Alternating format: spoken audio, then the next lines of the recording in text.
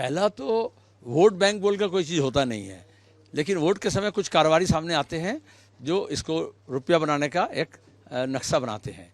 लेकिन इस बात से तो साबित हुआ कि बीजेपी के पास बहुत काला धन है।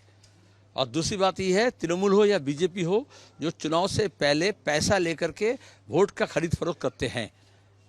और चौथी बात यह है कि बंगाल में चुनाव से पहले, चुनाव के दौरान हजारों करोड़ रुपए लेकर के बीजेपी तृणमूल ये दोनों काला धन के मालिक है। भ्रष्टाचार का पैसा है, ये हराम का पैसा है, और उसको लेकर के ये राजनीति का खेल खेल रहे हैं। लेकिन बंगाल के लोग सचेत हैं, वो जानते हैं, वरना तो इससे पहले ही मामला अलग हो जाता। तो ये लोगों के सामने स्पष्ट हो रहा है कि किस तरह से सीधा सीधी बीजेपी या टीएमसी जीत नहीं सकती।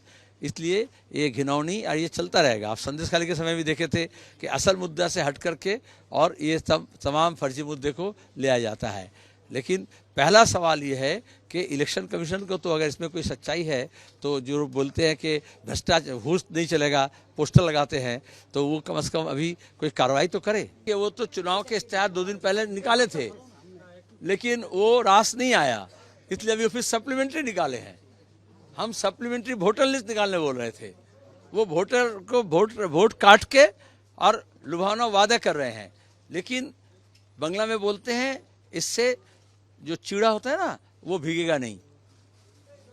चूंकि सरकार चला रहे 11 साल, लोगों की आर्थिक स्थिति खराब हुई है, बेरोजगारी बढ़ी है पूरे देश में, और खास करके नए कोई कल कारखाना हो नहीं रहे हैं। सरकार के जितने दफ्तर हैं उसमें रिक्त पद है, उसको भर्ती किया नहीं जा रहा है। शिक्षा का हालत खराब है, महंगाई बढ़ रही है। उस वक्त आप चुनाव के वक्त आकर के ये वादा करेंगे 4 दिन की चौदनी है, फिर अंधेरी रात है। लोग ये अंधेरी रात को दूर करके नए उजाले का सपना देख रहे हैं।